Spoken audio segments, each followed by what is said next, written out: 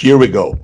Let's start. So Glenn Dunbar, I don't need to say anything else. Formula One photographer. I mean, that's it. For the little boys, that is just, it's a dream. For 18 years, you worked for LAT agency. This is the most prestigious motorsporting agency in the world. I found that out yesterday. Some of the images they have are from 1895. They have the first Grand Prix images in France from 1906, and obviously Formula One race in 1950 is the first one. They have it.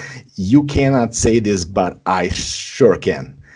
You're the one of the best in the business. And when I looked at your photographs, I mean, this is incredible. The opportunity that I have to even talk to you, man. So thank you so much for doing this. That's important to me too. To know. Now I woke up and this was what I read. It was a fantastic to be back at the race track today. It gave me goose pimples when the car went past me at full speed. Bring on Austria. You're back. You were in Silverstone yesterday. Please, I mean, tell me what that felt like, because there was never a break like this.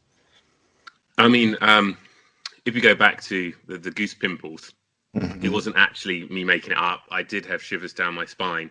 And I must admit, I thought I'd never say that with the V6 turbocharged engines, because I hated that sound when it came in. It spoiled Formula One for me. But to hear that car going, probably not flat out, but going quite quick down the national straight at Silverstone, I did get shivers down my spine. And it just goes to tell me that I do absolutely love what I do. The car, I think that Racing Point car looks fantastic. And to me, after not hearing them since pre-season testing, it sounded bloody good as well. And it amazed me. I love the V8s and the V10s. I think I was still doing a bit of testing when the Ferrari V10s were about. I might be wrong. There might be someone out there that will correct me and go, no, that's too long ago. But I still remember the sounds and how those cars screamed. But still, this car sounded beautiful to me yesterday, and so good to hear it going fast again. Yeah, I mean, after, did you feel a bit rusty when you're taking the photos? I mean, like, it's been a couple of months. It's always a thought you have in the back of your head, and yesterday was quite pressured because there was very few running laps. I needed to stay down the pit lane, but also I needed to try and get shots that you would get on track. So it kind of makes it a bit tricky for yourself. But I mean, I did have a couple of attempts at shots that I would have probably nailed first time round, but you soon kind of just slot back in. It's sort of the muscle memory of it all, and you're like, oh, there we go, here we go, yeah, back at it and stuff. So, how many people did you hug, man? I mean, everybody must have been out of their minds, happy to do what they're made to do. Well, you mean talking about the team? I mean, the teams, everybody. I mean, like, everybody are seeing each other after like a long break. The mechanics would have. I think the majority of them did have furlough for a couple of months, and yeah, it's like going back to school after the summer term. It was great to see everyone and sort of like comment on what they got up to in the interim. One of the guys who's the chief mechanic on Checo's car had redone his whole back garden, and I saw this all through Instagram and Facebook and stuff, and it was great to see that, you know, these guys that you normally see just focus on the car, they do have other lives around them. And yeah, it was great to see all the guys again. And it was funny because everyone was wearing masks, so kind of looked like a set of ER or something. But you soon sort of get over the fact that everyone's wearing masks, and it's back to business basically. Yeah, definitely. So I mean, I want to start at the start. Like, much like Formula One drivers, I discovered kind of like that the really great photographers have that kind of like speed in their blood. They were either parents who were either massive race enthusiasts, or they were photographers themselves. I mean, what is the story there? I saw the little photograph of you, I believe, inside of one of the cars. Nikola's car. Yeah. I mean, what was? I mean, that's just that must have affected you. So tell me a little bit about the start of it. 100%. So racing is kind of in my blood. My mother this is something you wouldn't be able to find out anywhere. Used to be Bruce McLaren's PA. So that was back in the day. And she was actually working for Bruce McLaren on that fateful day where he lost his life as well. So the stories that she can tell are amazing about that era of Formula One. My father's era of Formula One is a little bit later. Mm-hmm. He was also a photographer, where this is where I got the idea to become a photographer, really. And I loved Formula One. I watched it as a kid growing up. It was F1 on the TV. It wasn't football. Of course it was F1 because that was where my father was, out there photographing the races. So grew up with Formula One in my blood, and managing to tag along with my father to tests, to shoots. That was my earliest picture taking must have been, I don't know if he said it was Williams or McLaren, but my dad gave me a little camera. I must have been about 4 years old, a professional DSLR, not DSLR, an SLR. And I wandered around just taking shots of everything at knee height almost. Oh my God, man. The story goes to the guy in my father's office, because my father owned a photographic agency. Photographic. He was like, "What's happened to this roll of film? It looks like you've been on your knees scrabbling around everywhere taking pictures." And he said, I gave that to Glenn to sort out and not to sort out, just to occupy him around the factory. But I went to loads of pre-season car studio shoots that my dad was doing, and really sort of got infected by it back then, I suppose. I mean, so you're hot. I mean, I don't need to ask this question because that's what the next one, the role models, heroes. I mean, that was your dad. I mean, that's 100%. it. And now, like you have son of your own, and I mean, like I think that will be the third generation of Formula One photographers. I mean, like he has nowhere to go. I don't know about of course.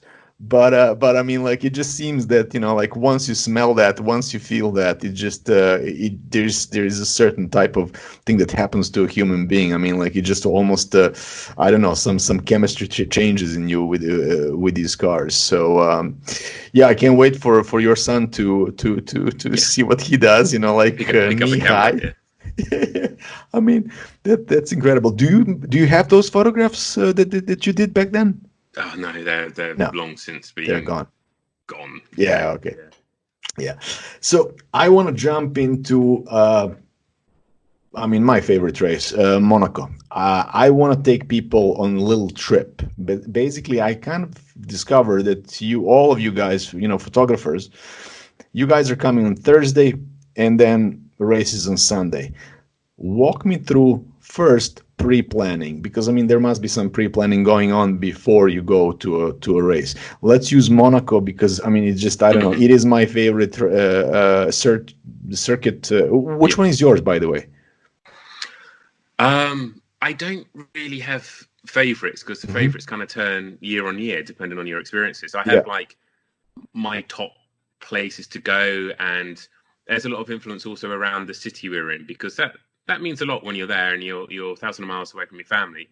If you're in a cool city with good bars and restaurants, it makes the whole trip easier on you for your social life. But when it comes to circuits to photograph, and it's funny, it coincides with the city. So I don't know if it's a mental thing with me, but I love going to Montreal.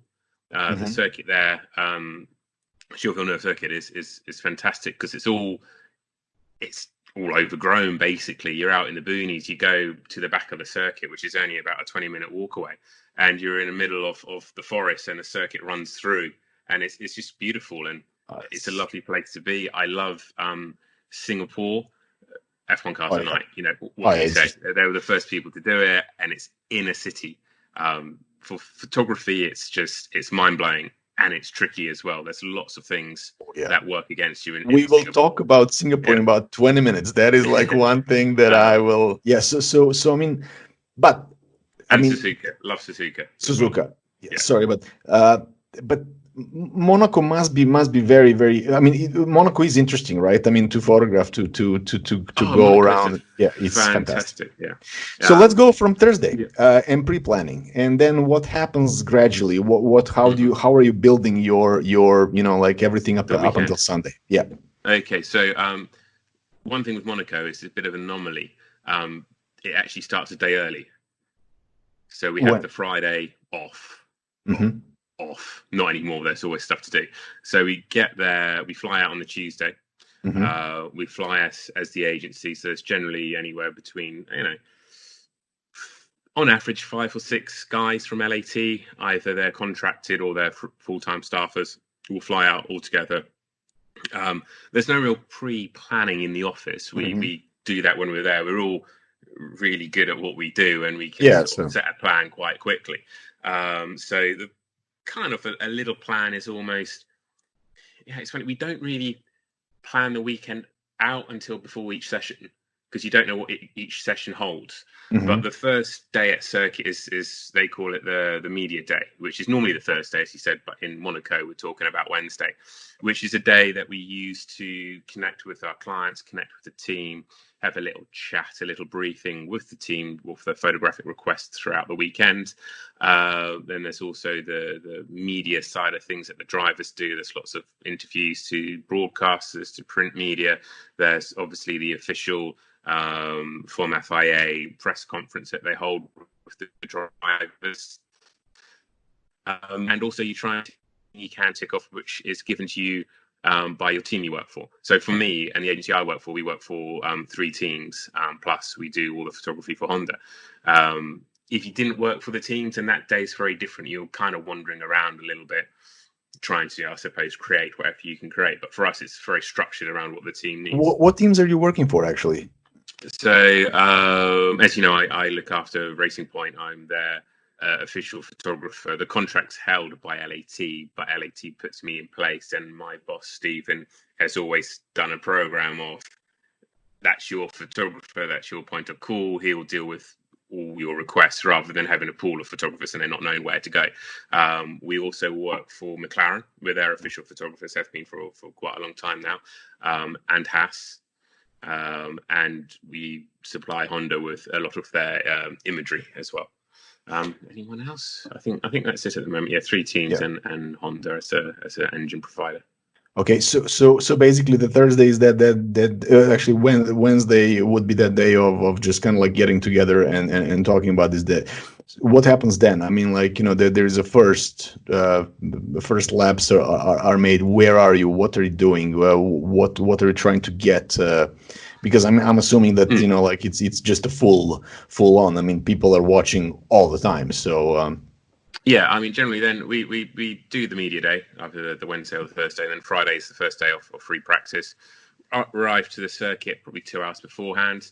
Then we can, get ourselves in order, have a look at the weather, see what that's doing. Obviously, we look at the long range weather forecast as well. But some places we go to, they've got their own little microclimates, which will decide very quickly what's happening. First session, for example, we try and split it between the agencies. So I'll generally stay in with my team and capture a lot of imagery in the garage, drivers getting ready, putting on their helmets and stuff. And probably also the other guys that work for the team would do the same.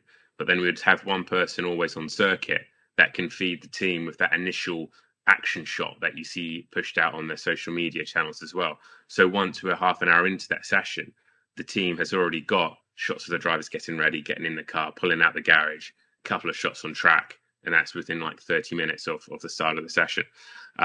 If there's somewhere close for me to go, I might pop out for the last 20 minutes of the session and do some action. But it's tricky because how they run the cars, it's not hour and a half of cars zooming past. Yeah, they run them in blocks. They're testing stuff continuously. They're doing aero changes and everything else. So even though you think it's an hour and a half, the actual time you have of cars on track is a lot less, especially if you're working for a lot of the teams. Obviously, we've got our media outlets we got to do. Also, we do some stuff from Mercedes as well. We help out their team photographer with action as well and live feed uploads. So I was getting a bit lost there. You're doing like the team photographers there. It's like that is probably Thursday and Friday are spent kind of like doing that stuff. You have very little time to actually do it. If you, what you're mentioning is hour and a half. Yeah, because if we're working for to four teams as well. We've also got the media side of stuff, which needs to be covered. So you need to get the Ferraris, even though we've got no direct work with them. Obviously, Mercedes and Red Bull, Honda, and that stuff's covered off. But how the cars go out. So if you're there on track waiting for a specific car, it might fall out of sync for the other teams you're working for. So you have to wait longer there. And for a team to do 2 runs, for example, you're looking at almost 30 minutes gone. So it's very time restrictive, and you've got to be very good at balancing your time to know, very efficient, where to go and what you can get and all the rest of it. How many kilometers are you walking in a day? And tell me about the little transport, because I didn't know that like you guys are kind of like transported by these buses and all that. I mean, like what is that like? How do you plan that really? Yeah, I mean, times have changed in Formula One massively. They used to not have any transportation for the photographers. But now the majority of circuits, I think all circuits, will have some sort of transportation set. So if it's quite a modern track, there's generally an access road that runs around the outside and the inside, and they've got little 6-seater Mercedes Sprinter sort of vans that we can pile into and get to positions. Tracks such as Singapore, Suzuka, Montreal, that don't have access roads that run around the outside, we then have to leave. It's about the latest the bus would probably leave is about an hour before the start of the session, which is fine if you're a photographer just there on a media basis. But being team photographers, they want us to do stuff continuously throughout the day. So I very rarely get the bus out to places because I'm always working. Yeah. And then sometimes it's just quicker just to walk, and I like walking. Yeah. I mean, it's good. Fit. So of course. I mean, like, I mean, is it possible to do what Lewis Hamilton is doing, to have this little scooter and then just kind of like scoot around? It would be faster. Or not allowed? We're not allowed. The only 2 people that are really allowed scooters is I've only seen Lewis on one, and Johnny Herbert has got an electric one he uses in the paddock, obviously due to his accident he had years ago, and his ankles are still painful. So he scoots around on that, and that's special dispensation given to them from the FIA and FOM that they're allowed to do it. But generally, there's no scooters or electric vehicles allowed. Yeah, it's not possible. Yeah, of course. Tell me about one thing: breaking the rules, security. Bending the rules. I mean, obviously, you're not going to tell me everything, and I mean, of course, I mean, why?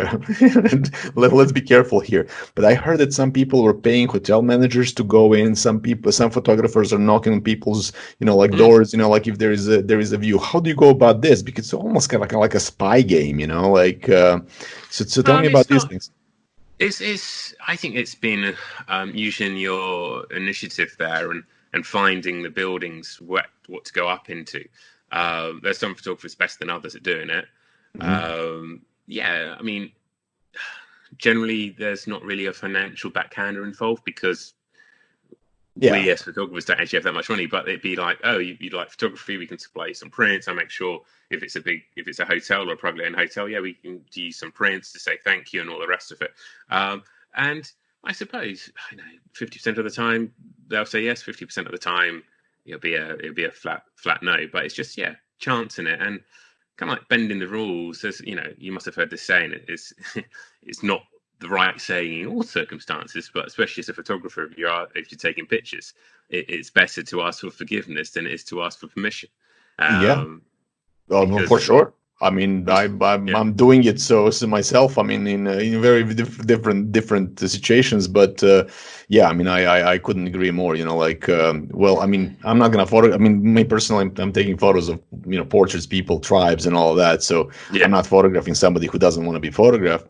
But there are instances where that works. And here, I mean, it would be absolutely appropriate to kind of like stand somewhere and kind of like act, oh my God, I didn't know. What are the rules that are absolute no in Formula One? Because I mean, you can get banned. If you do really something stupid, you get banned. The rules are strict. Just off the top of my head, a few of the rules is, I mean, obviously you never cross the circuit when it's live.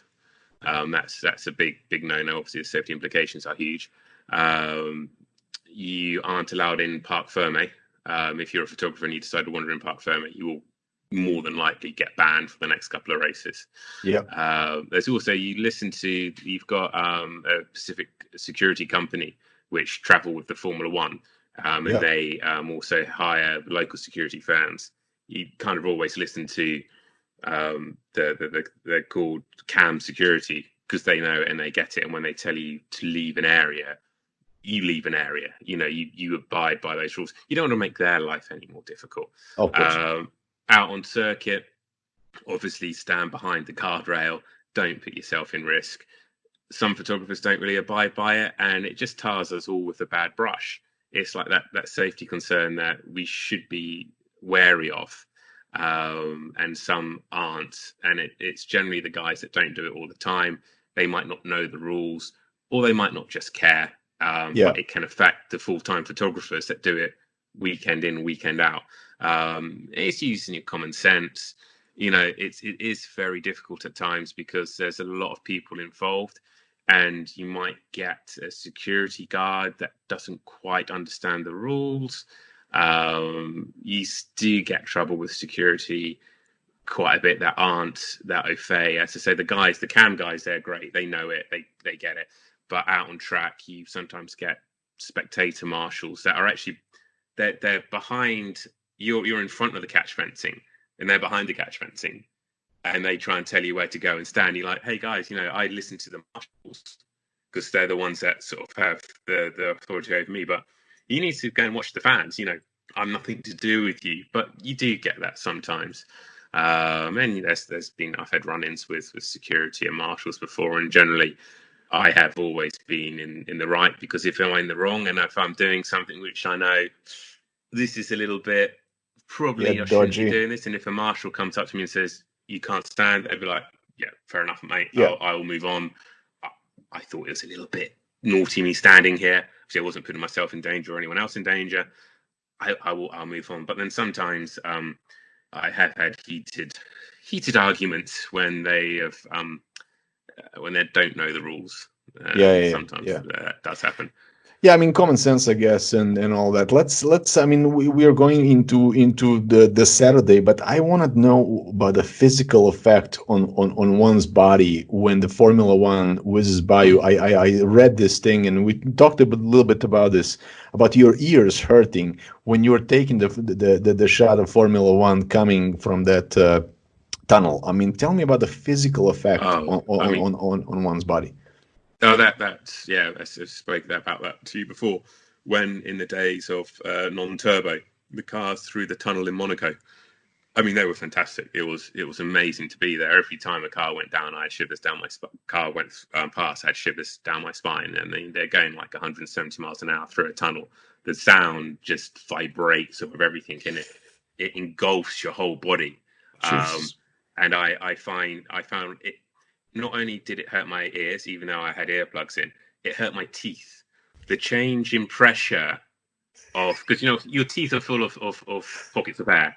Oh yeah. And the sudden change in pressure of the car going by, because it's in a tunnel, would actually hurt my teeth. It was that much of a physical effect, which just adds to the sort of magnitude of how spectacular these cars are. Jesus, man! I mean, would that last, or this is kind of like just kind of like that momentary feeling of hurt, or that would kind of like go. Momentary when they go past, and that change of pressure, that air that they're pushing through the tunnel when they're going through would change the air pressure, and it wouldn't hurt, but you could feel it. You could feel like. For me anyway, in your sinuses in your teeth.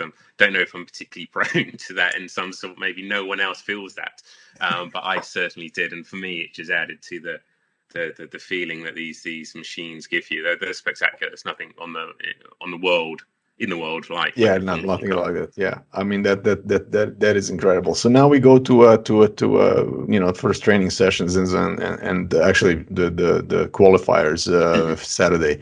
Where do you stand? I mean, how are you free to? I mean, I'm guessing like you guys are like top pros. I mean, like you must have freedom to do wherever you think is right. How much freedom do you have? What is happening there? Freedom-wise, very free. There are certain rules and stuff governing sort of going down the pit lane. You can only be in the pit lane photographing the cars if you've got a pit lane tabard on, and if you need to be on the pit wall, you need the pit wall tabard, which there's not enough tabards for enough photographers, so Of it's course. like a pooling system to keep it clear. So that's something you got to take into consideration. You're not allowed in other teams' garages, and if you're Yeah. not a team photographer, you're not allowed in any garages. You'll get kicked out pretty fast, especially if Yeah. you try and walk into Ferrari. You sort of Uh, like you can almost play a game, so you probably get about 2 foot and you'll yeah, be it's pulled like out with by the a bit. fishes. Yeah, of course. Yeah. And then yeah, you are very free on where you can go around the outside of the circuit. There are certain things called red zones where the FIA deem it's too dangerous for you or for anyone else to be. So you can't stand there. And some red zones you're not even allowed to walk through. And they are zones, obviously, they're sometimes in front of the barrier, but that's just to make it obvious for people that aren't used to it. If Yeah, there's yeah, a big don't do it. apron of grass in front of the barrier and then the track's further on, that's obviously a red zone. But there's also red zones behind the archive and behind the fence. So how much freedom do you have from the agency and all that? You are Oh, sorry. basically on Okay. your own. I mean, like, that is like, I mean, it's good A to lot. know Yeah. what you just said, but Yeah. uh, We can pretty much decide where we want to go, but we work as a team. mhm. So there's no point tripping over each other and going to the same corner or the same spot. I was saying the guy in charge, the MD, Stephen, he will set up a plan and go, right. More so in my earlier years, it was more structured. So I need you to go to this corner. You need to do this shot, and this shot. And you'd always try and do those 3 shots of all the teams and everyone we need. And then you'd always try and put something in extra as well. So the quicker you got at doing the basics, the more time you had to play. So there was always a structure to get what we needed to cover off our contractual commercial needs. But then apart from that, you get that done. And it's a case of, if I want to go all the way over the other side of the circuit and do something that I've seen and I think would be an amazing shot, yeah, you can go and do that. But you got to get the stuff in the bag first. Yeah, before, yeah. Reading the drivers and how they drive. I mean, that seems to, because I mean, it's so fast. It's just fast. I mean, like, by the way, did you ever sneeze and miss a shot? I've missed plenty of shots in my time. Oh, I probably wasn't even sneezing. I was probably just daydreaming somewhere at some point. Because I mean, to be fair, at times it can get quite dull out on circuit when you're there standing at a corner and you're just waiting for one car to come through and stuff.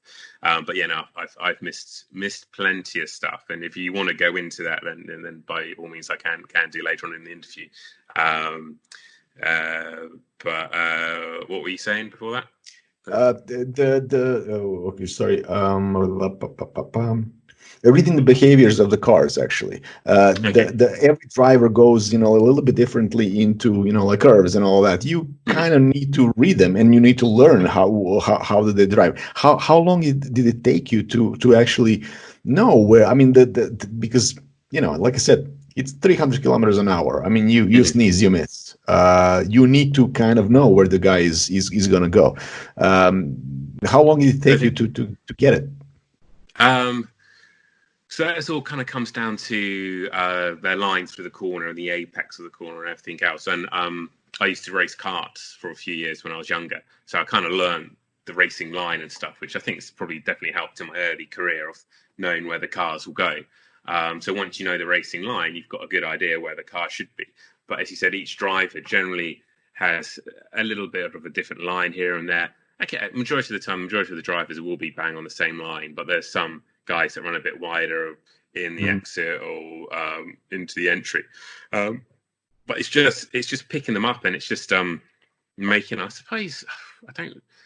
those adjustments through the viewfinder when you see them coming through and tracking them. And my style of photography when it comes to the technical side, I've always been taught to pick a point on the circuit, pre-focus on that point, and you wait for the car to come through and you shoot the car at that point where it's sharp.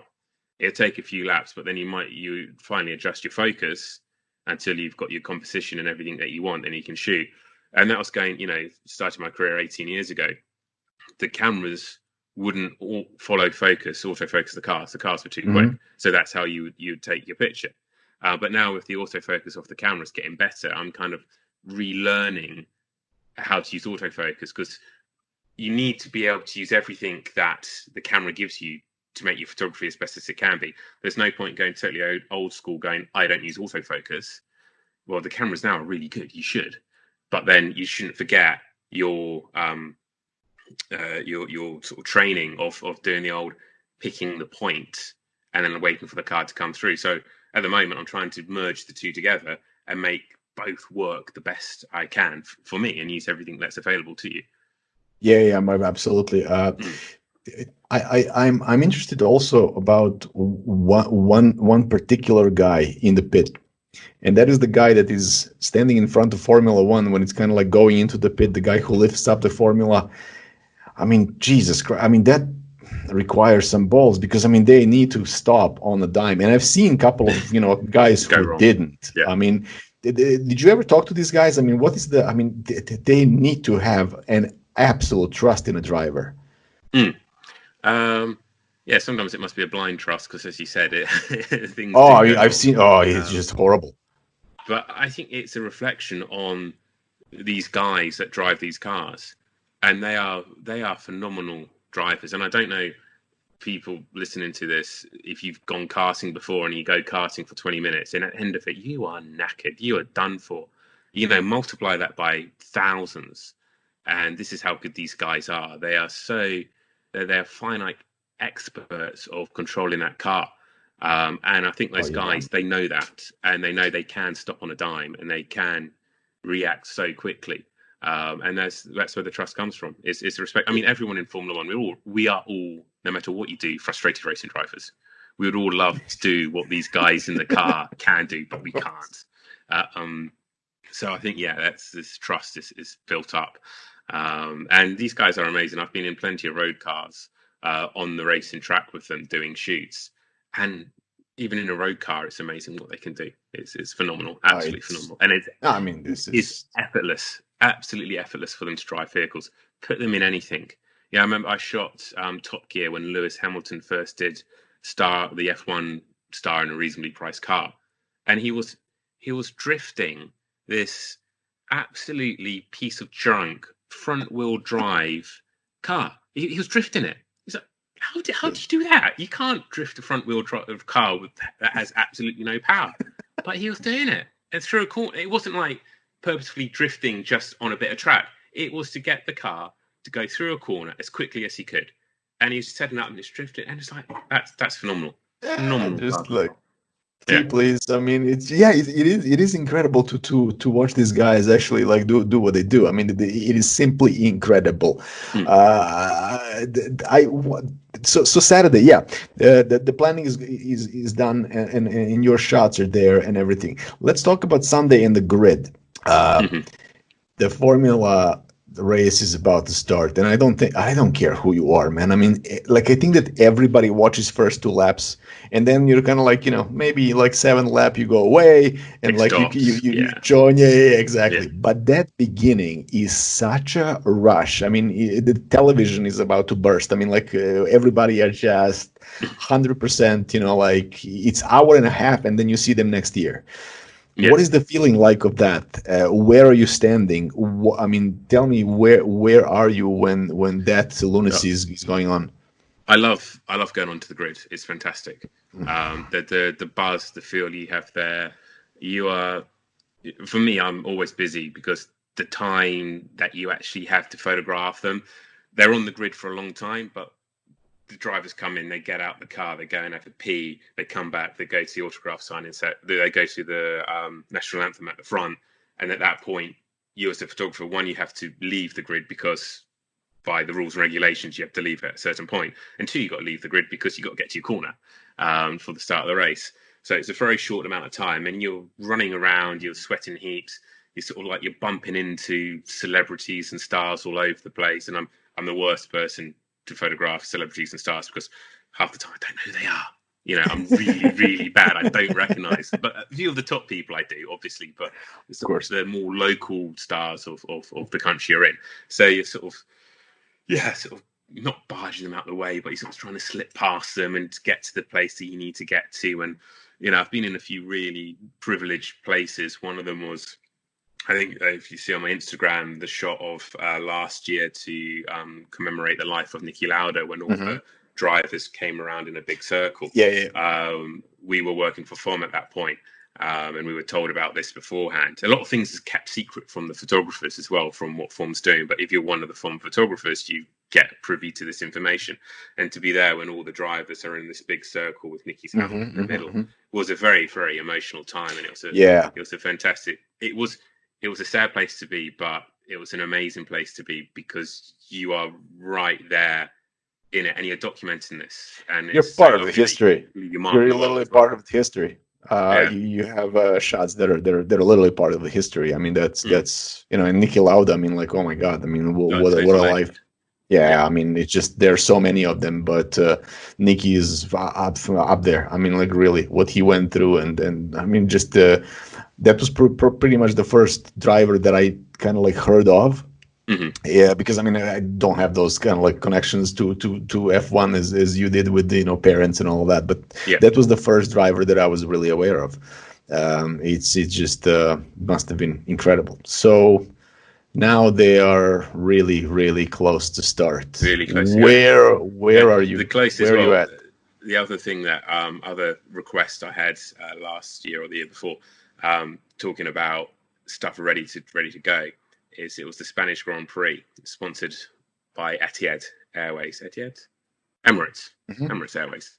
and they wanted to do a shot of one of their stewardesses waving the flag at the start of the parade lap. So not the start of the race, start of the parade lap in front of all the cars. So you get the cars all lined up, you get all the mechanics that move to one side and they stay on the green.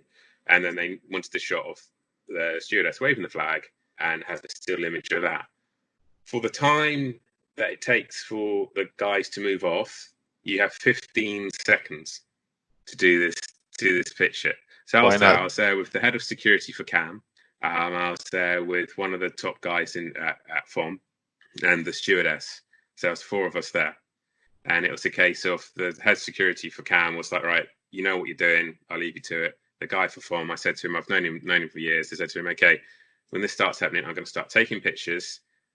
When you need me to go, tap me on my shoulder and I'll go.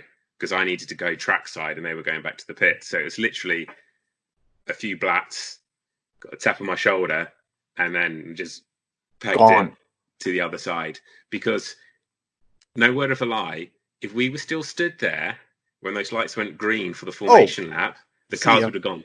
The cars would have gone. They would not have waited for us to get out of the way. We would have been stuck in the middle of the circuit with the cars coming out. You should have done that. You totally should have done that. I was just about to ask you, what would you give to be right there when they're whizzing by you? I mean, that would be probably the best location in the world. Nobody will ever probably do that.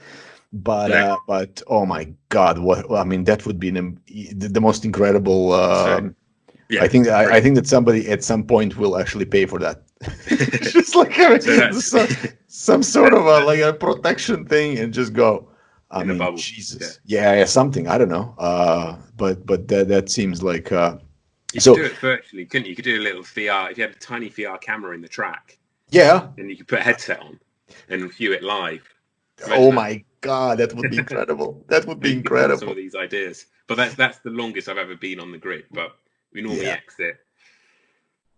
I think they tell you to be off 12 minutes, 13 minutes before the start of the race. That's the longest you can stay on there for. And then you just try and you get to your corner as quickly as you can. Get set up. Either you go into the first corner tower, and seeing we're one of the top agencies in Formula One, we can reserve a little space with a sticker. Because obviously you normally get like 70 photographers up on these towers. So you get up there. You're always the last one up there anyway. And you sort of squeeze your way through to your little sticker spot for the start of the race. Or you are going off somewhere else around the circuit, a different position to take pictures. Tell me how, I mean, this kind of like, I was thinking about this. Everything there is full RPM. Just everything about it. In the start, this. I mean, it's just like... However, I'm thinking as a photographer, you need to learn, I guess, to breathe and to relax. Because, I mean, if you're running around like a chicken without a head, the chances of you getting really great shots are pretty minimal. So that's kind of like a rookie move would be kind of like to emulate your emotions towards Formula One. For the pros, I'm assuming you guys are slowing yourself down and not looking at this as. So tell me about this thing. I mean, like, am I right here or Yeah, you can does take you that can sound take fair? your emotions out of it to sort of concentrate on your photography, which is something I think a lot of the good guys do all the time, as you said, to sort of calm yourself down. I'm sure if you've never shot Formula One before and you're there and you're excited and you're jumping around the place, you're not really gonna well, you're not gonna get much because you haven't shot it before. But it's those emotions are going to play with your ability to take some good pictures. But it's a case of being able to balance it because you do have to rush around, especially being a photographer associated with the team, because you're Mhm. out on track and it's not like you come back in and you put your feet up and you have a cold drink. No, You come no. back covered in sweat. You go straight to the garage. The marketing team's there. Okay, we've got our guests coming. We need pictures with them in front of the car. Okay, so you do that, and then we've got so and so VIP coming. They're having a garage tour. Oh, then the drivers are up in Paddock Club because they're giving their interviews in Paddock Club to all the guests up there. So it is non-stop, and it's almost when I'm out on track taking pictures of cars going around. That's my calm point. That's the Yeah, bit like I love to do. I mean, I know Grand Prix photographer loves taking pictures of guests.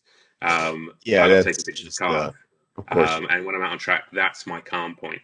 When this racing or the traction stops, that's when it goes manic and it's just like full on. And some days you don't really get a chance to even, you know, lunch for me at a race circuit is a sandwich, walking down the paddock to the photographer's room, or waiting for guests. So And it's that's just how non-stop. it works. It's It's just non-stop, non-stop. yeah, I from mean, start like to that finish. that's And crazy. it's crazy, the whole day is because you get up, you go to circuit, it's non-stop throughout the day. You get back to your hotel room. The team you're working with, we're all tired, we're all sweaty, we're all dying for a beer. So it's like, right, look at your watches. Back down here in 10 minutes. Back to the Yeah. bar, 10 minutes, and like up, shower, down, beer, food. Sometimes you need to let loose a little bit more, and you go out a bit All right. later. But then I used to do that more in my younger day. Now I can't. I Sure. can't function if I'm No, tired no, at I understand. home. When you were early 20s, fine, you go and That do was it. But yeah, that was my next question actually. Everything is done. I mean, like everything is in a bag, and like you photographed everything that you wanted to do. There must be a massive party. Who is allowed to get hammered and who cannot get hammered? Because I don't think that the drivers can get drunk. I don't think that like the guys who are next. I mean, well, yeah, of course. But actually, drivers are the only ones who can actually because they have like next week. Yeah, I didn't think of that. I was thinking of them drivers as do get like drunk. this. Trust me. Yeah, of course. Of course. Yeah, that was completely missed on my part. Who gets hammered the most? I mean, really, I'm not asking you to out people, but who cannot really drink? I mean, like because I mean, you need to pack up, you need to go, and hungover. That's not fun. So what happens on these parties, man? I mean, how good are these parties? What is the best party on the circuit? So what's taken over for the last few years is called Amber Lounge, which is actually run by Ed. Do you remember a driver called Eddie Irvine? Yes, yes, of It's course. run by his sister Sonia Irvine, Oh, nice. and she does, I don't know, anywhere between 3 and 6 a year, and they're kind of like the parties to be at. That's where the drivers go. So to buy a ticket, you're talking a couple of €1,000. Um, she obviously gives out the tickets to the drivers to get the drivers to come. Of course. But I must admit, I've never paid for a ticket. I always sort of, go to the teams because the teams get a certain amount of passes. It's like, any chance. But I don't even really do that on a Sunday anymore because on the Monday we fly home, and I've done that part. I've lived that part of Formula One, and the parties are great. Um, for me, it's more because you get to go and drink and socialize because the mechanics will be there. Also, this party goes to 5 o'clock in the morning. Are So they the most? Are they once the the most mechanics gets fun? out, yeah, the drivers that are close to the mechanics would be like, oh, I've got some more tickets, come along. So you got a chance to speak to them and be have a sociable beer, whereas normally you'd just be running around the place, just saying a quick hi. So for me, the parties were always there to be sociable with the people that worked in Formula One that would only turn up at about, I don't know, 2:33 in the morning. By that time, all the people that have paid a lot of money for their tickets are already so drunk they've gone home, and it kind of like just turns into a bit of a paddock party. A lot of people didn't like that. I loved it because I like being sociable with the people that are around me all the time. And yeah, I mean, drivers do get drunk. I think, we all know Kimi loves a drink. Yeah. Yeah, I mean, I'm not going to name any, but I've had good No. times, good nights out, and yeah, the drivers do know how to have a good time and drink and have a party and stuff. Yeah. That makes sense. You were just, like whizzing by like the 350 kilometers an hour. I mean, you deserve a couple of beers or whatever. I mean, it just, yeah. Jesus Christ. Yeah. I mean, that's just, tell me about the highs and lows. What was the highest point of your career and the lowest point of your career? What are those two? I mean, it's just both of them must be freaking emotional. Yeah, I mean, there's this. I describe my job as it's peaks and troughs. They're high highs, but whatever you do in life, if they're high highs, there's always going to be low lows. Yeah. If you've got a job which is very sort of mundane, you're always here, and you don't have those low lows, you don't have those high highs. But for me, it's high highs and low lows, and the lows are what you miss. I've missed weddings, and I'm probably going to miss off with my son. I'm going in 2 weeks. He's about to learn to walk. He's almost there. Will he walk before I go, or will I miss it? And that's hard to take. Lows of, just like being ill when you're away. You don't think about it, but when you're curled up in your hotel room, vomiting your guts up because you've had something dodgy to eat, you're feeling like shit. And you're like, why am I here? I'm in the middle of nowhere. All your colleagues have gone off to work because they have to. He's just like, oh God, I feel awful. You feel even further away from home. So those are kind of like the lows. The highs are, I don't know, massive highs. I met my wife in Formula One. So that's the biggest high that I've had in Formula One was to meet my wife. Also, when it comes to the photography, getting those shots, I was kind of a bit renowned for I hadn't bagged a great shunt shot, which is something all F1 photographers would love to be. Sorry, what is that? Can you clarify what that is? Shank shot? No, shunt. Crash. Shunt. Rush. Yeah. Okay. A crash, something. Sorry. I didn't. Okay. It's something you never want to see because you know these guys and you don't want them to be hurt. But it's a part of motorsport, part of racing, and you want to be able to record that moment. I've had colleagues, if you remember, Kubica's shunt in Canada. He bagged that shunt on I think it was a 5 frames per second 1DX-S or something. And he did an amazing job because that camera would buffer after about 12 frames and he got the whole sequence. And, as people are getting these shunt shots and I was getting nothing. And then I was 2018, was it? Or 17? As you realise, my memory for dates and stuff is my memory of who won the last race is important. But you had the shunt. You had when Fernando Alonso got smashed up the behind by Nico, which then sent Nico Hulkenberg, which then sent him over. Jesus Christ, I remember that. Everything just worked. I was there in the right place, the right lens on, and got this fantastic sequence of pictures of a car flying through the air over the top of another car. And I remember that. You know what? After that, you are almost shaking through. You just seen this happen in front of you. Your heart's going a million miles an hour, and you look at the back of your camera, and you've recorded all of that. And the guys have got out the car, and they're all fine, and you're like, fantastic! This is a moment in history. This is amazing. You're like in the back of your camera, you're like hitting the button to send them back to London, send them back to London, send them back to London. Because obviously the quicker they get back, the more usage they'll get. Of course. So that was for me was a big high, was to get that shunt shot. Were you ever, did you ever have a close call? Because, yesterday, man, I saw one of the, I mean, I wish I didn't see that, really. It was the accident in Macau with Sofia Flores when she fell. Oh my God, man.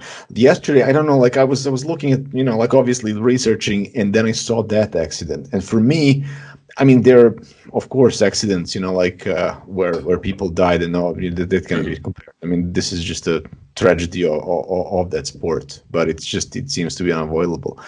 Were you ever in a close call? Did you ever had that class? Not, Because I mean, not you touch guys wood. are. Yeah, Touch yeah. I wood. mean, because you guys also, man. I mean, that walk that you do, the on your Instagram, you are really close to that circuit at some points. I mean, really, really close. How aware you have to be of what is going on, because you gotta be aware of Yeah, everything that is yeah. going I on mean, around. there's some places you do stand where you do take a bit of a chance. I feel if something were to happen, you wouldn't have the time to react for it to happen.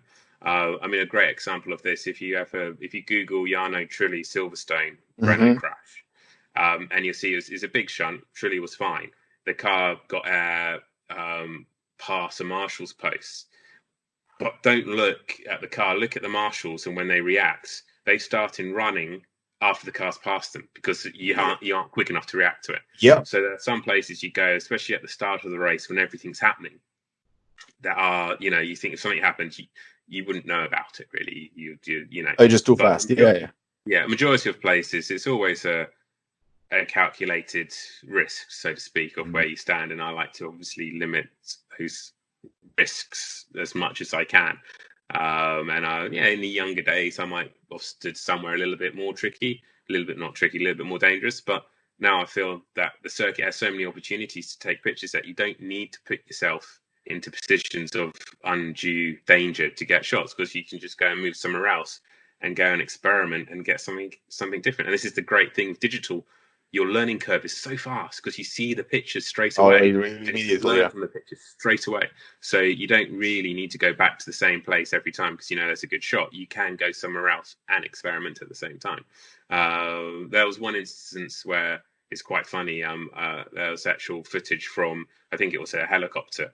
It was a GP3 crash down the back straight in Turkey. And everyone was like, GP3, they're so slow. They still do about 135 miles an hour down the straight. That's still quite quick. Yeah, and two of them tangled together. And this one came across and was making a beeline for me. And I was behind the arm cove. And you could see from this helicopter shot, this photographer running, because I knew he'd never make it over the arm cove and the fence. But you do get showered with debris afterwards. Oh, yeah.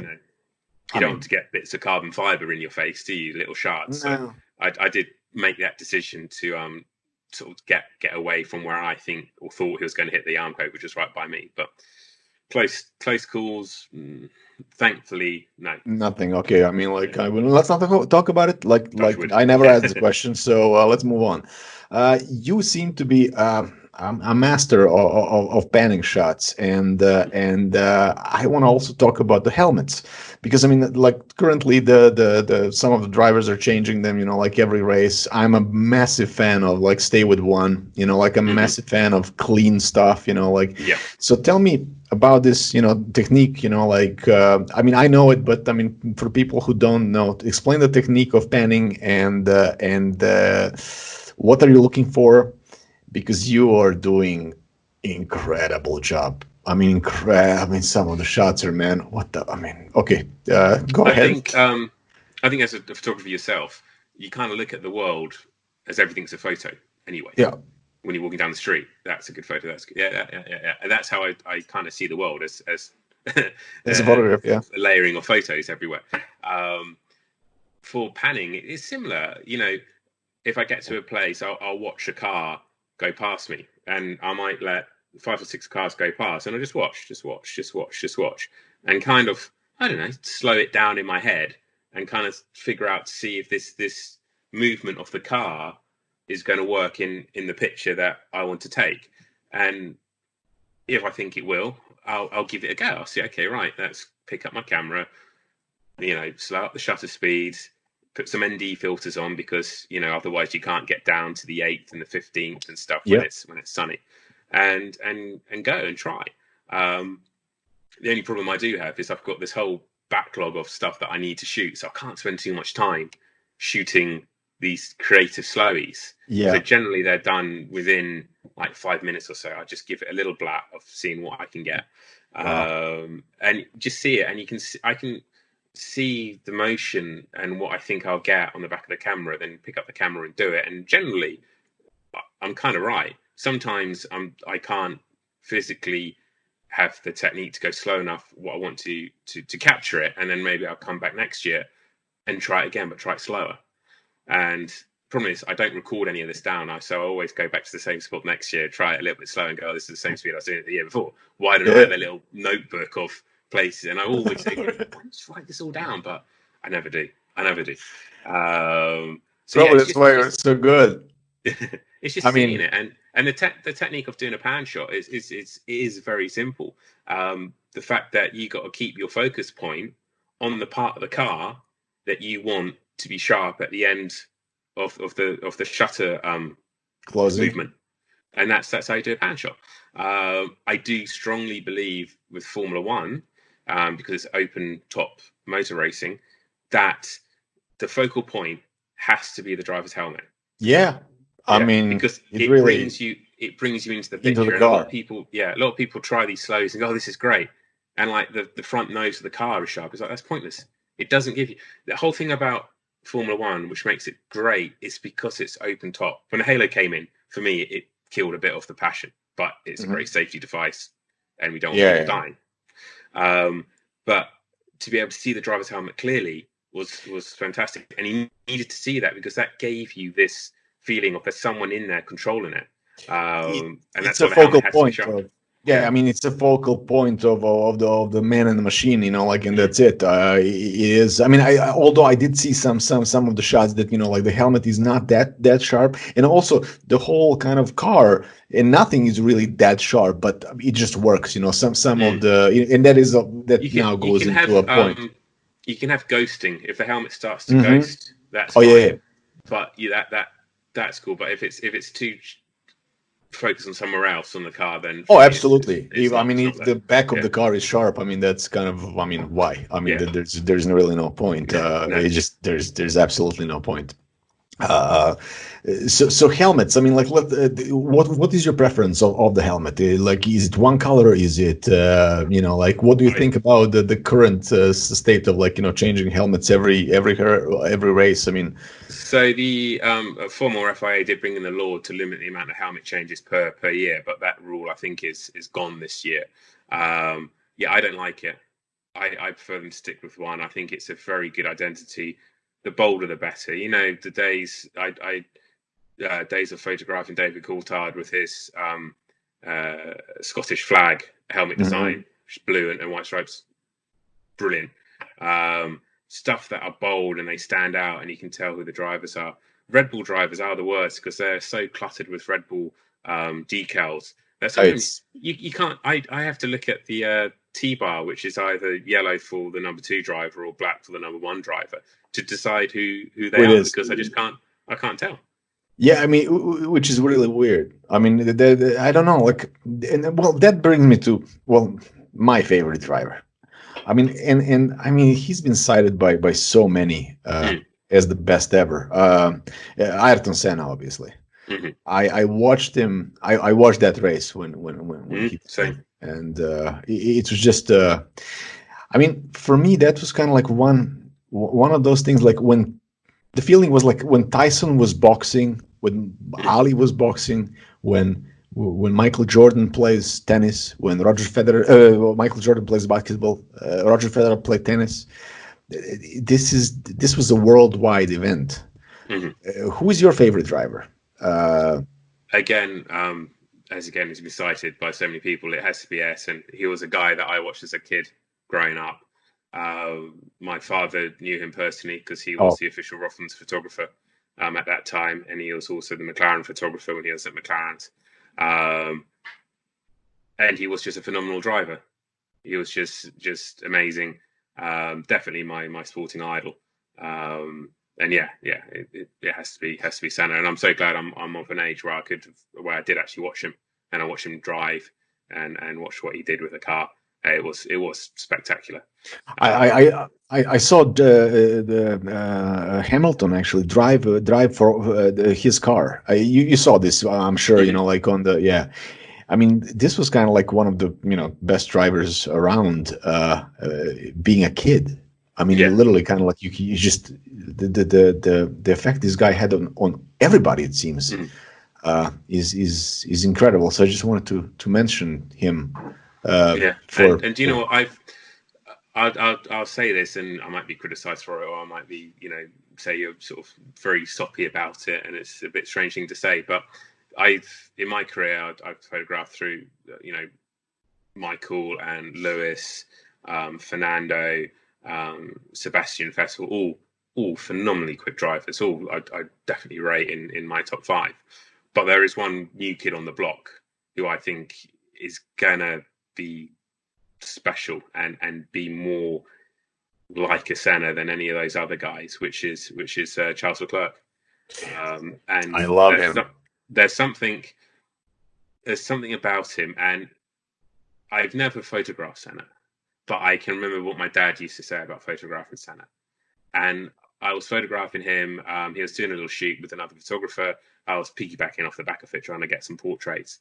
And I know it sounds weird, but there was just something in his eyes, something deeper about him. I know that kid's had such hardship through oh my God, people man. he's lost in his life. And it's just he's a phenomenally quick driver.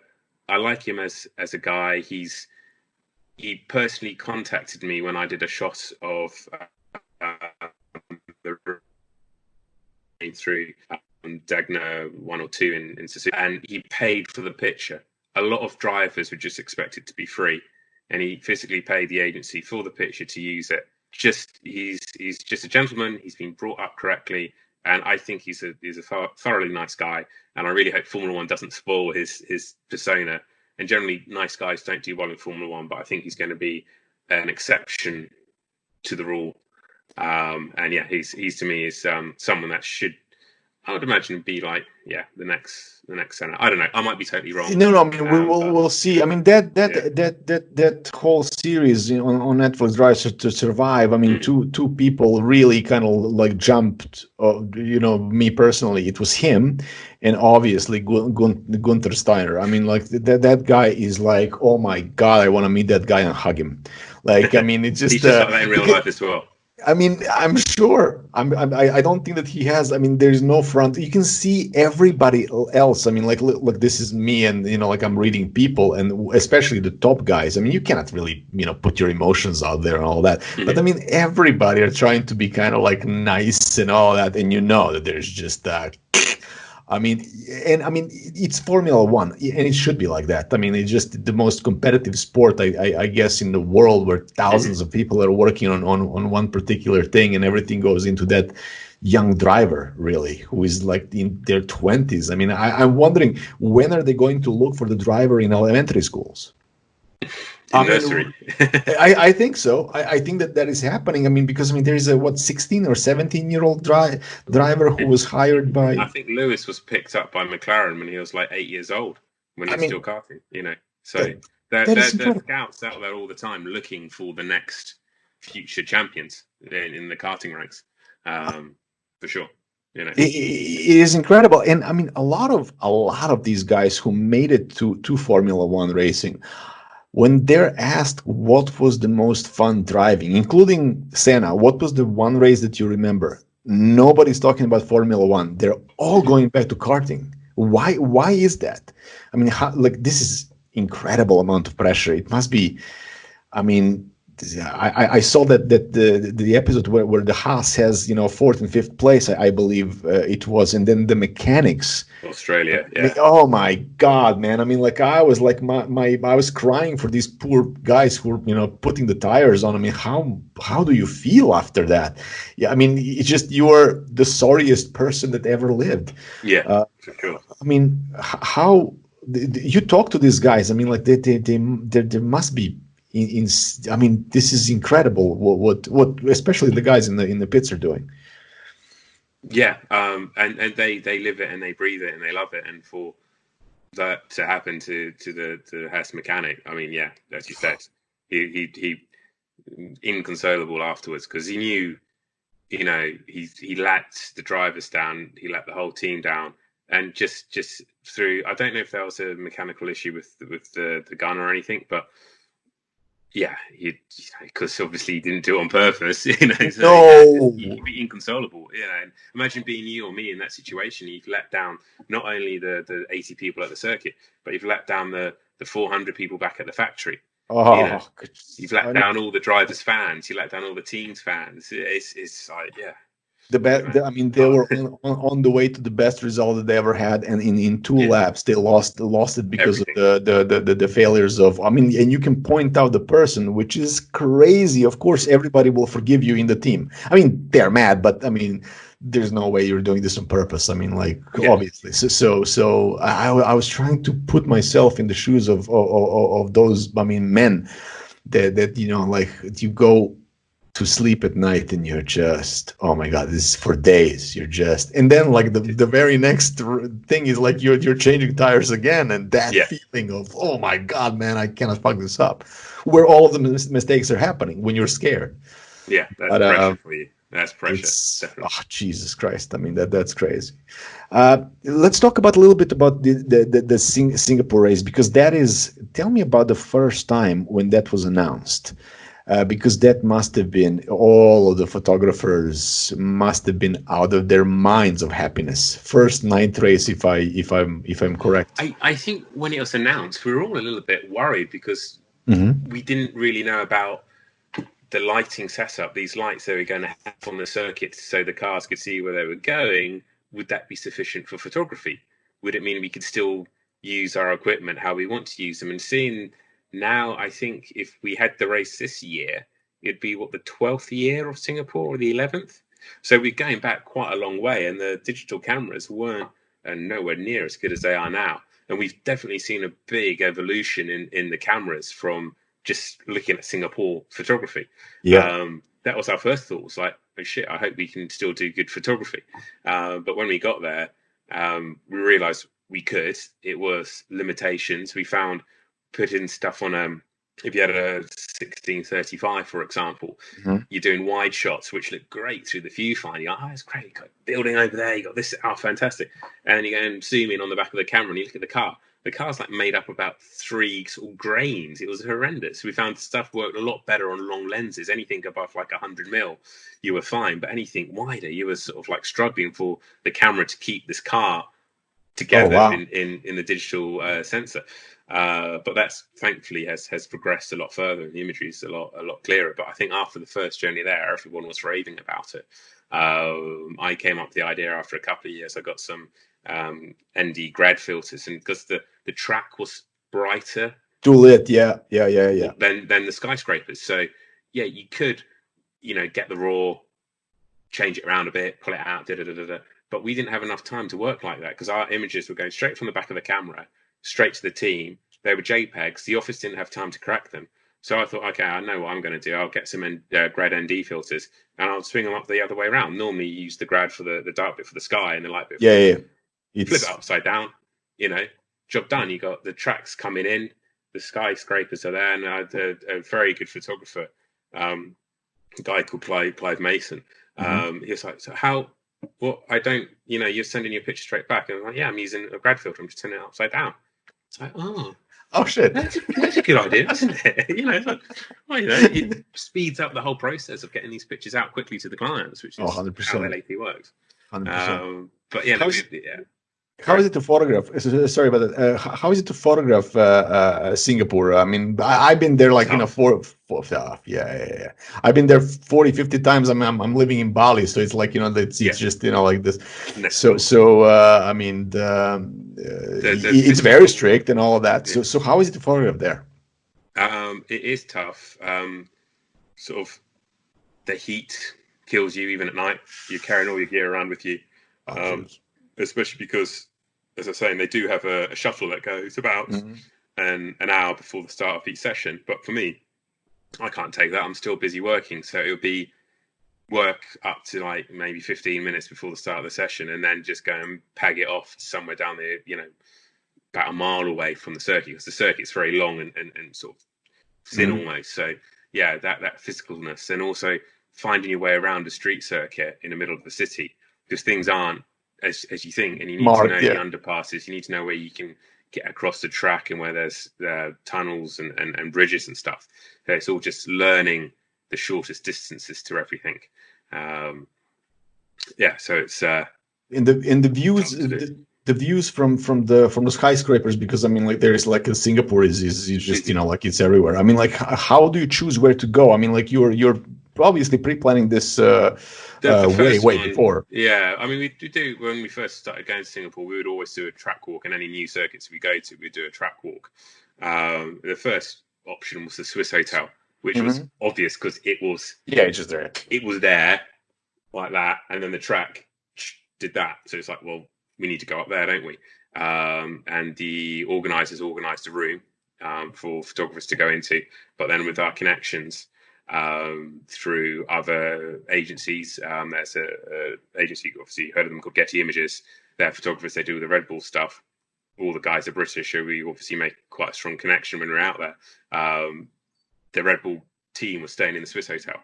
So Tomo, who's a very good photographer and a very friendly person, was finding out who had the best room. So in the middle of the session, we had the room key. Would go with Tomo up to their room, and it'd just be us and the Getty photographer there in the room. We were like, we could help ourselves to the minibar, or we didn't, obviously, but ended up in a hotel room, in a 5-star hotel room, taking pictures of the car. It was quite a fun thing to do. Yeah, absolutely. And you just see and chance it. There's one Raffles. Is it one Raffles? One where it has got the tallest open air bar in the world. That's another one we've shot off the top of as well. Again, sometimes it's not so good up there, but if there's like an event going on up there that we have to photograph for a partner, we would just get our guide to stay out there a little bit longer and do some GV shots, because generally once you've done a few GVs, you're kind of done. The Swiss hotel is different because you've got the cars right below you, which gives some fantastic shots of them going under trees and what have you. Everybody are talking about competitiveness between photographers. Well, I don't want to talk about it. I want to talk about good rivalries, like good guys. I mean, because friendships are formed, and please tell me about, you know, the couple of guys that, you know, like, people can go and look at their work and just marvel at it. Because I mean, like, I found out about a couple of photographers that I really, really admire. But what are your favorites, and what are the good guys? Okay, good guys. Definitely Clive Mason. He's a guy that you go to a corner with, and you'd shoot stuff, and you'd see his stuff that comes back. And it's not a case of you saw the same shot and you couldn't get it. It's a case of you never saw that shot. And you're like, he's seen something totally different from what I've seen, and he's nailed it. He's a very good photographer and very, very humble about his work as well. Very humble indeed. Darren Heath, probably the best well-known photographer in Formula One. He's incredible. He's always been. My dad actually employed him as a junior photographer. That's how he started. Oh wow! But he's obviously a very good photographer, always looking for different stuff. And you've got a guy called Vladimir, again, very nice guy. And he's sort of kind of almost the new Darren Heath, just looking at things differently. But they've got the brief to do that, which is lovely. They haven't got all this commercial stuff to do with the team. They've got the brief to be creative, which always helps. Mark Thompson from Getty Images, very, very good photographer, very solid. Great. He makes great connections with the drivers and with the team, so you can get into different places and do different things. A guy I worked with a lot in the past called Lorenzo Belanca. Again, very, very talented photographer. A guy that I always rated very highly, used to work at LAT, doesn't do Formula One anymore. He does a bit of Formula E for LAT, a guy called Andrew Ferraro. Again, extremely good photographer, fantastic at his portraits as well, with his action and everything else. Who else can I think of? It's funny. I mean, like, those names, I know 70% of these guys. It's like everybody are pointing out pretty much as like the best are pointing out the best. I mean, it's really funny. it is. I mean, like, Darren Heath obviously comes in, you know, like as an art photographer, and, you know, like his exhibitions and all that. And actually, I wrote him I wrote him a thing. I mean, I wanted him to be on the show, obviously, and he was super sweet. I mean, like he was like, maybe end of the year, he did some interviews and all that, and I think Sorry about that. Do you mind if I grab? Yeah, that's Darren.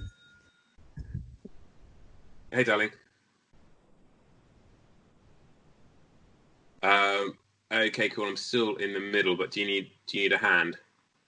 Probably do, don't you? Sure? Wait. 10 minutes more. That's it. Okay, I'll be 10 minutes, darling. So just grab Leo, leave the shopping in the car, and I'll come out and grab it. Yeah. Yeah. Cool. Okay. Okay. Cool. All right, darling. See you in a bit. Bye. That stays in the show, by the way. Oh, for sure. Out the way of the shopping. That's fine. Oh, no, 100%. 100%. I'm going to be showing the photos here. So I have a very, very selfish question, but I mean, it's not really selfish. I think that every photographer, and I really, my life has been really blessed. I photographed so many things and did the books and I mean, just the career is very versatile. What does one have to do to get to photograph Formula One? I'm not talking professionally. I'm talking about, I just want to get the accreditation for one race without any connections, without any, is that even possible? And do you have to kind of like, I'm talking about clean. I'm not talking about, I know the guys, I know this guy, I know that guy, like clean. Like, what do you need to do to get that accreditation that will, like accreditation to fuck up? I don't know, actually. I mean, when people ask me that question, normally I'd be like, you have to start at the beginning, you start at the bottom and you work your way up that way, be associated with an agency. But to sort of just get a one-off race accreditation, people have done it, like Kim Millman, he's managed to do that. Other people have. I don't know, really, to tell you the truth. Yeah, I mean, I'd say if you want to go and photograph, you're next door to Singapore. When we go back there, mate, shoot it as a punter in the stands, because you can wander around so much of Singapore.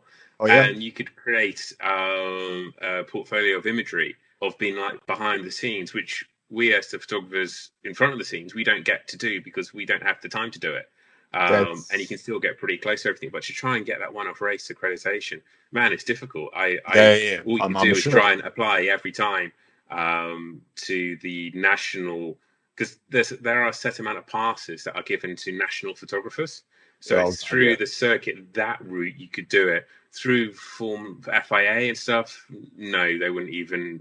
No, I mean, I was assuming. Yeah, I think more through the national side of stuff. That way could be a way in, but you'd have to present, why you're doing it, what you've done before, and it's got to be something that's beneficial for the sport, for them to even think of it for you. So. No, I like this. I like, because Darren Heath actually all said the same thing. Like, why do you want to go like there where we are? Like, if you can go back, I mean, that will give you like way more shots that are, like we're not doing. And that is actually kind of like, when you see like the guy photographing, especially like when the champagne is popped and you see one photograph of somebody who was standing behind and you see like 500 photographers in the front. So I mean, so you're recommending Singapore. What would you recommend for like how much can you move around really? I mean, you buy the ticket, but then you're kind of like in one spot, or you can move around, or what? I mean, it's difficult for me to know because obviously you're there. But all I know is wherever I go in Singapore, there's generally fans behind me and around me. Well, not around me, but they're always behind me. There. So I'm assuming you can wander if you get like maybe a general admission ticket. I'll find out. You can wander in quite a lot of the areas there. Maybe go and book a table in a hotel somewhere. Of course. A room, of course. No, I understand. Chance and stuff. But so take yourself to, it's close for you. Take yourself to Singapore. We can get a beer. Definitely. And get something different. Get something different from what we're doing, and that will stand out. Oh, that's exactly. I mean, like that's that's what photography is all about, really. I mean, it's just that's how I see it. Thank you. I mean, like I was just like being like kind of like, No, Jesus of Christ, I course. want to fucking do it. I mean, like I was telling my wife, I mean, as my birthday present, Yeah, I believe so. Yeah, definitely. and she was like, no, man, like I don't care. I just two more questions, we're done. One Yeah. is, what's the future of F1 photography, and what is the future for you? Future of F1 photography. Wow. Because I think you'll be seeing digital. stuff. Yeah. Oh well, I can show you the future now. This Hey, could be the future. hey, buddy. This could be the future, Hi. little boy Leo. But Oh maybe man, you'll get you a proper job somewhere. Maybe you go to university. never. Do not do that. So he's the future, maybe. But when it Awesome. comes to it, I don't know. Just more experimentation with the equipment we've got. It's unleashing possibilities, creatively of the equipment that we've got. So maybe somewhere along that line. I'll give him back to mummy. For me, I've done it quite a few years. I still love it. I love the traveling. I love being part of this. I call it the circus. You know, Oh there's yeah. great people in Formula One. People that are very like-minded because we stay away from our families. And it's a great community to be in, especially once you know. It's lovely. It's your home away from home. But you know, maybe that will change. Maybe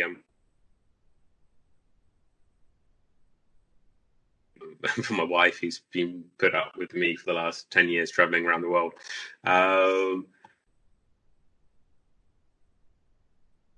Oh no. Hello. But we shall see. We shall see. Okay, I mean, like, and I love this. I mean, it was just breaking up, so I didn't hear what was said, but I sense what was said. The last question is this: you had a son just, you know, a year ago. Yeah.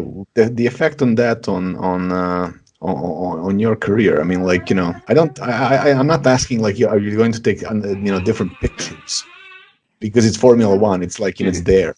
But that effect on you as a person, and you know, how will that affect your traveling? Really, it's going to be much Well, I harder. mean, to say to you and say to whoever's listening to this, when I first left him for the pre-season testing at the beginning of this year, I did have a tear in my eye, and I've never had a tear in my eye leaving home before. I've always loved being away, but yeah, I definitely had a tear in my eye. He's hungry for milk now. Sorry. No. I mean, it's perfect. So It's perfect. you know, yeah, it's hard, and it will change. And I think it'll be harder the more I do it, the more I travel. So maybe Okay. turn the travel down a bit and turn family life up a bit more. I think is the sensible option. That's about it. I mean, when we're done, go back to your family. Thank you so much for doing this, man. I mean, this was My pleasure. incredible for me. I mean, I cannot thank you enough. So it was No, super nice to meet you, man. very welcome. Lovely to meet you, and we'll hopefully see you in Singapore, mate, next year. We'll have a Get the beer. birthday present sorted. Awesome.